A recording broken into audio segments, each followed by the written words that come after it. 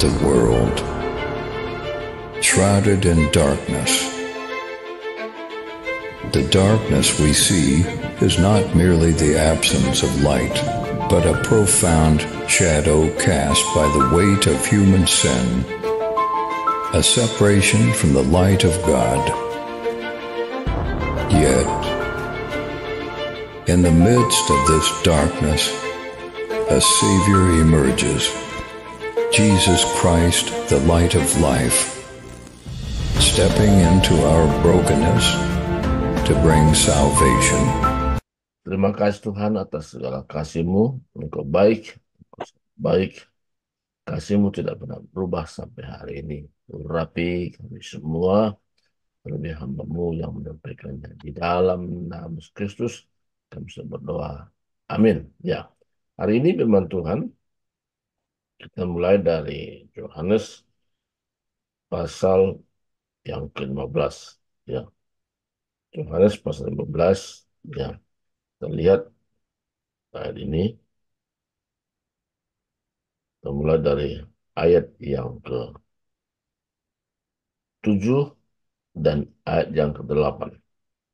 Saya bacakan.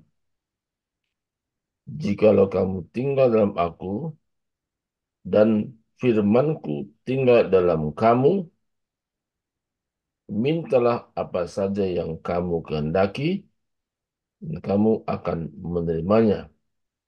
Dalam hal inilah Bapakku dipermuliakan, yaitu jika kamu berbuah banyak. Dan dengan demikian kamu adalah murid-muridku. Jadi ayat ini menekankan kepada kita bahwa kita hidup untuk memuliakan Tuhan.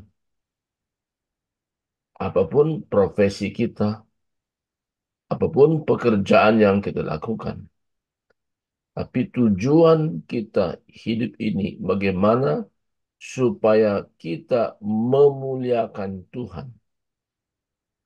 Caranya kita memuliakan Tuhan di sini dengan jelas kalau kita berbuah banyak. Apa arti berbuah banyak? Berbuah banyak artinya di sini ada jiwa-jiwa yang kita menangkan bagi Yesus Kristus. Jadi kita sebagai orang yang sudah ditebus dengan darah yang mahal, kita pun ada tanggung jawab supaya orang lain pun bisa mengenal Yesus Kristus yang sudah mengorbankan dirinya di kayu salib. Jadi ini berupa tanggung jawab daripada kita. Nah, dari mana kemampuan ini untuk kita bisa mengerjakannya? Tadi dijelaskan, jikalau kamu tinggal dalam aku dan firman-Mu tinggal di dalam kamu. Ya, jadi arti sini berbicara tentang bagaimana kita menerapkan secara rohani kemampuan kita untuk membawa orang kepada Tuhan. Ini semata-mata kemampuan Tuhan yang bekerja di dalam diri kita. Jadi kita sebagai orang yang dipercayakan Tuhan membawa jiwa-jiwa. Ini berupa tanggung jawab. Jadi kalau ada orang berkata saya sudah menjadi orang Kristen, sudah lama. Namun tidak ada jiwa-jiwa yang dia bawa kepada Tuhan. Ini menjadi satu pertanyaan besar. Apakah dia sudah memahami prinsip ini? Atau hanya sebagai orang Kristen yang biasa? Sesuai dengan firman Tuhan yang kita barusan baca, bahwa kita bukan sekedar orang Kristen biasa mengikuti aturan-aturan atau ritual-ritual yang secara rutin dilakukan. Tapi Tuhan mau bahwa kita ini berfungsi sebagaimana Tuhan kehendaki. Jadi kita hidup bukan menurut kehendak kita lagi, tapi menurut kehendak Tuhan. Jadi kehendak Tuhan bisa dinyatakan jikalau kita berbuah banyak. Dan dengan demikian kamu adalah murid-muridku. Jadi ada tolak ukur seseorang benar-benar di dalam Yesus Kristus. Tolak ukur dinyatakan di mana kita membawa orang kepada Yesus Kristus. Dan orang ini kita bimbing lagi sehingga dia pun mampu membimbing orang lain mengenal Yesus Kristus. Karena keselamatan itu bukan karena perbuatan baik kita, tapi keselamatan yaitu orang yang beriman kepada Yesus Kristus yang sudah mengorbankan dirinya di kayu salib. Jadi sangat penting untuk pahami. Jadi pada pagi hari ini, walaupun firman Tuhan disingkat, tapi ada namanya mata rantai yang tidak putus. Misalnya, Sylvia punya teman, dan Sylvia punya teman lagi, dibawa lagi kepada Tuhan. Kaleb punya teman, Kaleb membawa teman lagi, sehingga orang itu pun mengenal siapa itu Yesus. Nah, kalau demikian dilakukan dengan prinsip-prinsip seperti ini, luar biasa, sehingga kita pun mengalami bagaimana penyertaan Tuhan. Jadi hadir Tuhan dinyatakan ketika kita berkata, inilah aku, inilah hidupku Tuhan, pakailah hidupku sesuai dengan kehendak-Mu, dan ada penyerahan diri total atau totally surrendered.